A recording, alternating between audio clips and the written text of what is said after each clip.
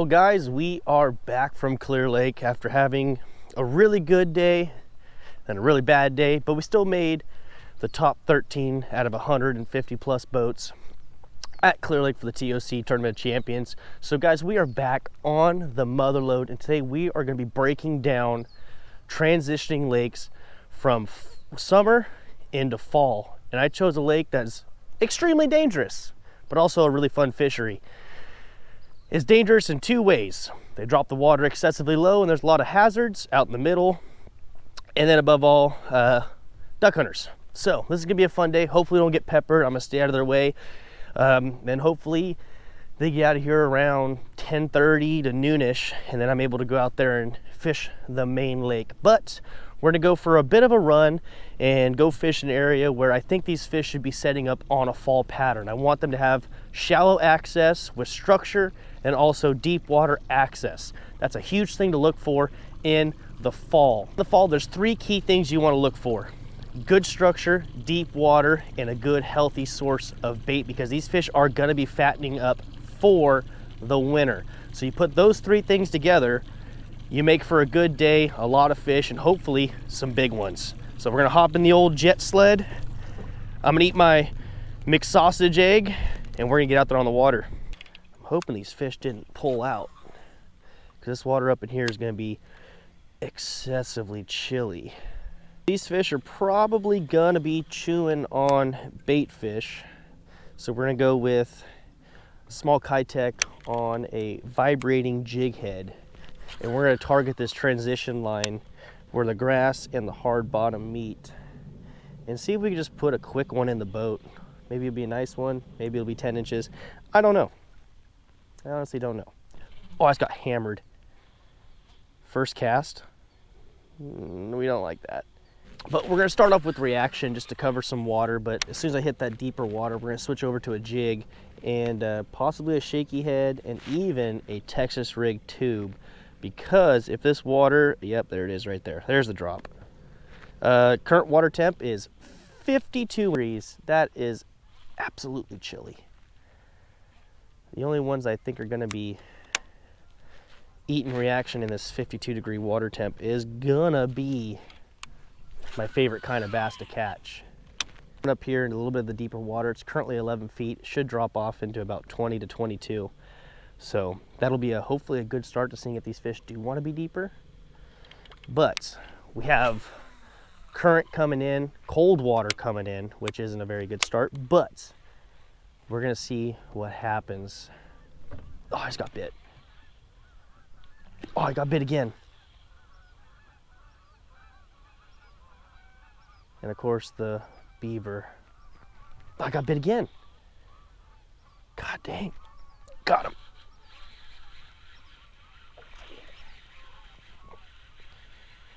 They might be loaded up right here, unless this guy just really wanted to eat and miss the bite, or miss the bait, but he choked it, which is a good start. Little guy, but I'll take it. We're gonna get back in there.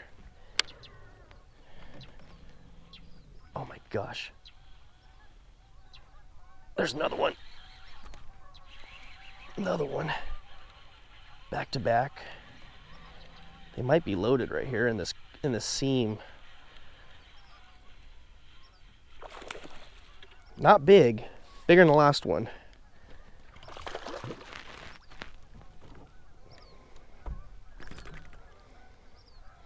Gosh, this fish is cold. Hook popped right out too. These fish are definitely recovering from the summer mush mouth. Let's see if we get bit on the fall with this. If they're gonna be loaded, let me just see. All right, it's no longer misting, it's raining.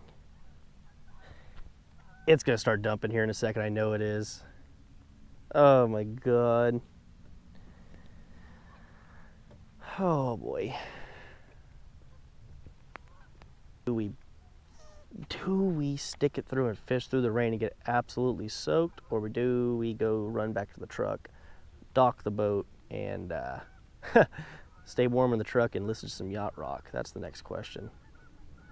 It's pick up a finessey bait and see what we could do with it.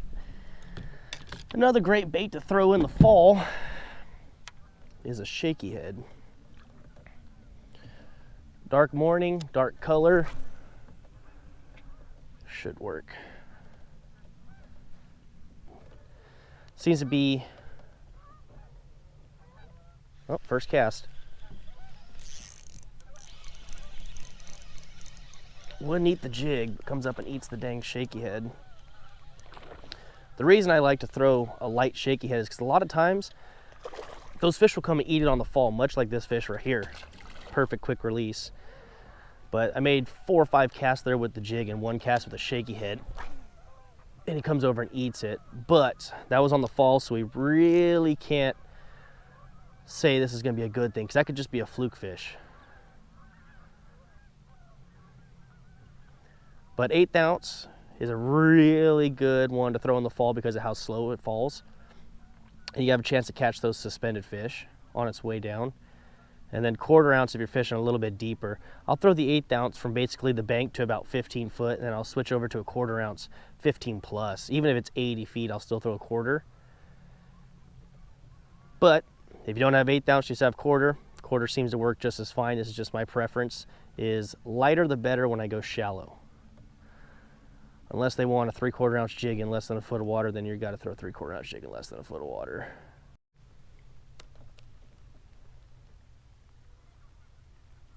There's another one.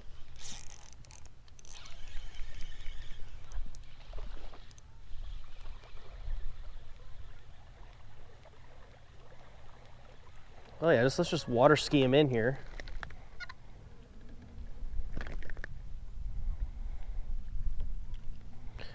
No giants, but we are catching fish.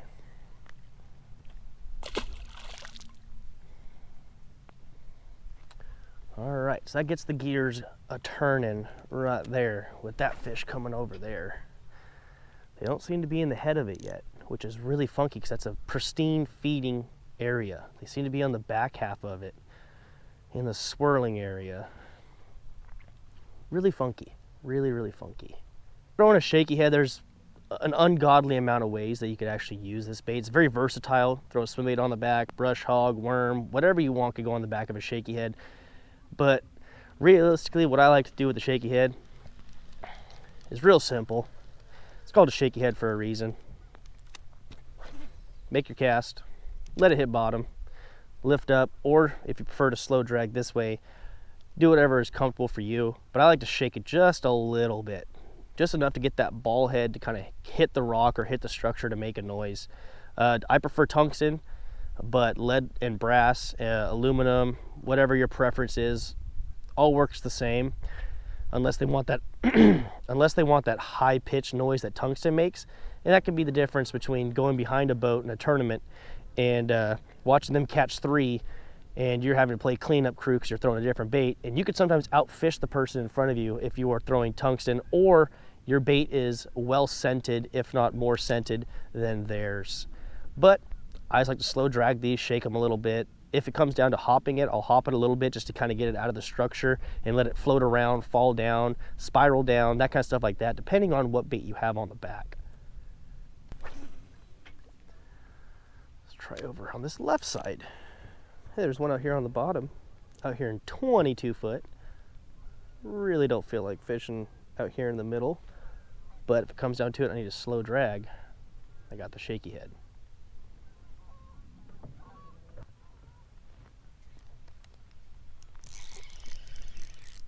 Sitting out here shaking it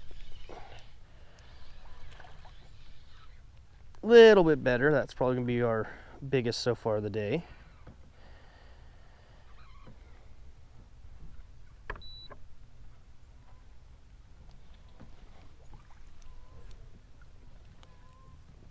Now that one's a little bit better. Not much, but we're slowly going up.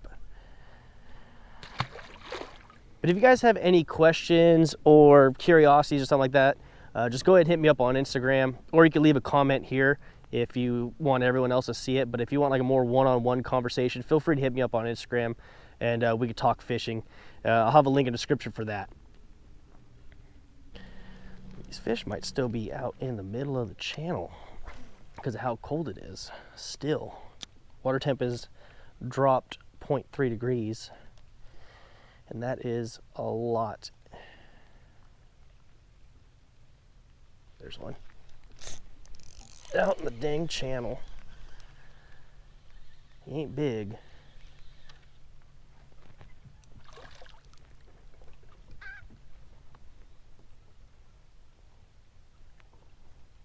He ain't big, and he's real skinny. And he is definitely recovering from mush mouth because his mouth is excessively soft.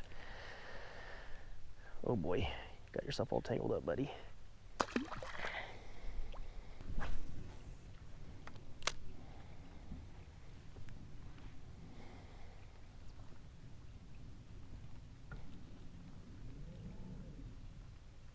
There's another one. A little bit bigger. And by a little bit, I mean a couple inches. No, it was a lot bigger than the last one. A little bit better. We might reach 20 pounds a day if I catch 20 of those guys.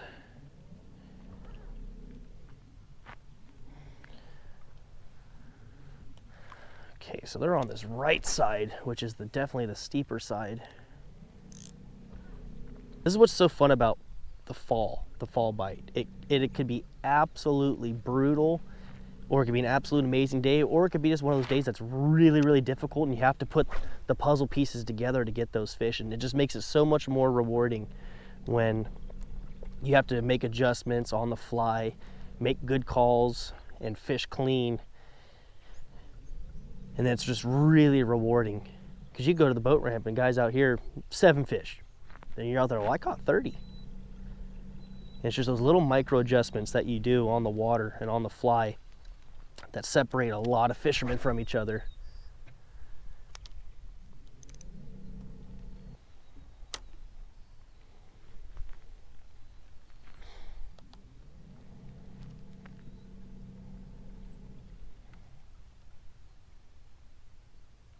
There's one.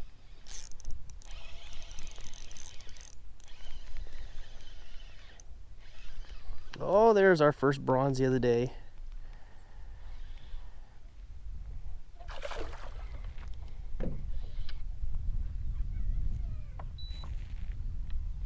It's not a bad bronze one either. Beautiful cold water smallmouth.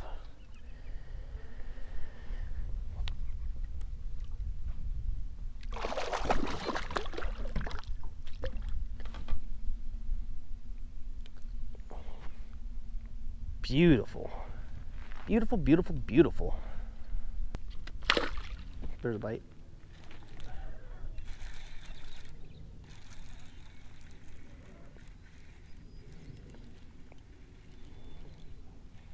Wasn't a bad bite either, and he absolutely choked it. Choked that jig.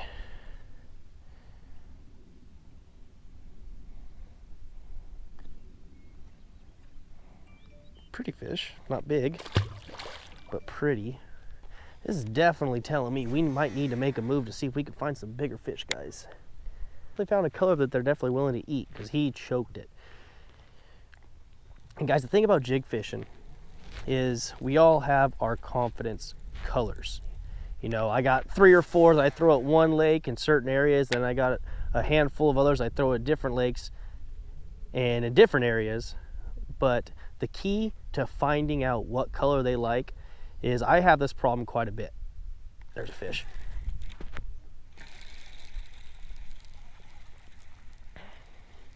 And I'm gonna show you guys exactly what I mean by what we're looking for. This one, not that very good of an example, but you see how he ate it.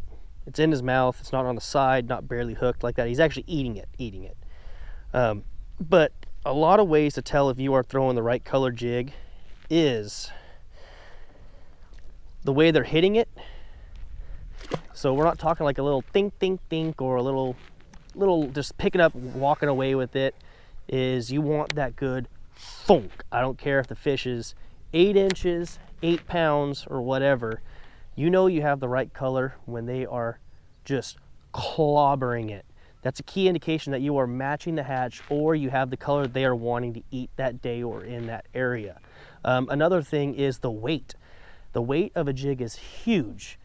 Everybody likes to throw 3/8. Everyone likes to throw 1/2 ounce. It's a very common, and a lot of bait companies make it in there, and a very small few handful of bait companies will make a 1 ounce, and I do like to throw a 1 ounce. And when they are on that 1 ounce jig bite, it is an absolute slaughter fest. It has to do with keeping that jig on the bottom, where a 1/2 ounce might kind of float around a little bit too much, or 3/4 ounce will be just right, and then that 1 ounce is just absolutely top tier. And it's really hard to want to throw a 3/4 ounce in less than 5 feet of water, because it's basically, you hit water, you're on the bottom. But when that bite's on, that bite is on. So definitely experiment with colors of your jigs. And you'll see in some of my videos and stuff, guys, out there at Maloney's, Pedro, McClure, Hogan, Comanche, I'll have 5 different jigs tied up for all in different sections of the lake. For example, just an example, watermelon red.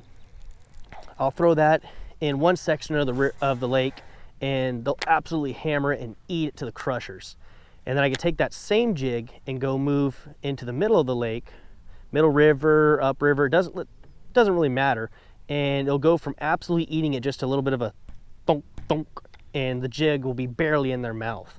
And it's just so crazy how a jig can the changing of the color and the weight and the trailer from an action trailer to a non-action trailer could mean the difference of getting 1 fish, 10 fish, big fish, no fish. It's absolutely insane. That's why, if you look at my jig box, I have over 100 jigs in roughly 30 or 40 different colors. Because I like to experiment and figure out what they're liking. And they do switch up their colors on the season too, depending on what the crawdad molt and coloration is looking like that time of the year in that part of the season.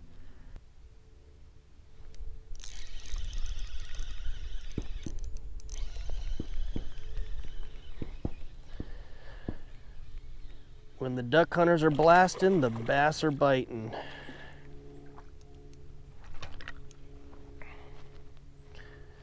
Not a bad one.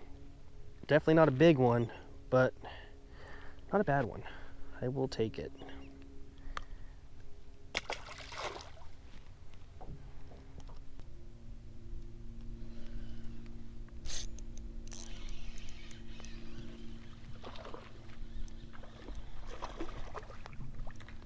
They're getting smaller.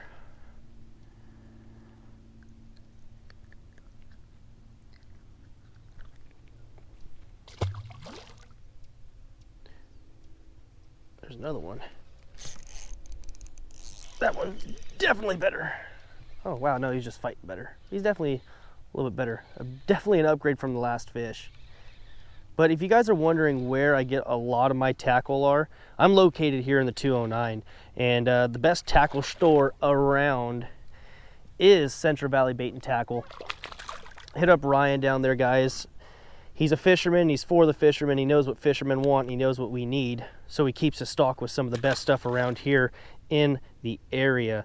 And a lot of my stuff that I get is always from him. He carries the colors I need and the lures I want, and he makes sure that I'm always spending money there and I'm not wasting it on stuff that's not gonna work. So if you guys are in the area and you have yet to be at that tackle store, I highly, highly recommend it. He's not a sponsor or anything like that, but he is a friend, and I love to support local businesses because I would love to see a local tackle store flourish and not get beaten by the big guys. Little stores are what keep us bass fishermen going.